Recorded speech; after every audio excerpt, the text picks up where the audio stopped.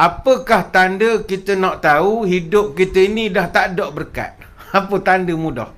Hidup ni dah tak ada berkat. Ada satu nasihat ulama tentang tanda-tanda keberkatan ini sudah hilang daripada hidup kita.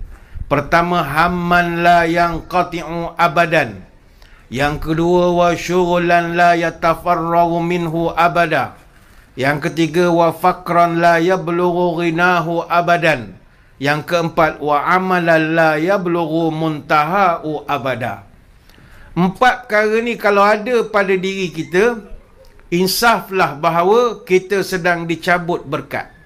Nombor 1, kata ulama, Allah mencerai-beraikan urusan kita. Mana tak pernah selesai urusan.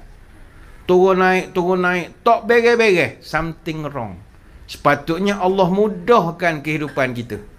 Yang kedua, kehidupan kita serabut. Serabut semua. Tak pernah tenang, tak pernah relax.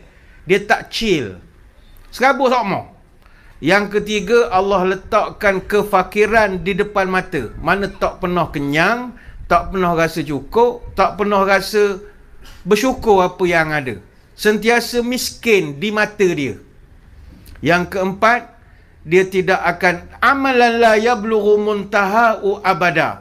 Dia tidak akan memperolehi daripada dunia ni melainkan apa hak layak untuk dia saja. Maknanya dia kejar beria dunia tapi tak dapat. Orang lain work smart tapi berjaya. Dia work hard, siang malam kerja tapi tak dapat apa yang dia nak. Itu tandanya, kata ulama, dia sedang dicabut keberkatan.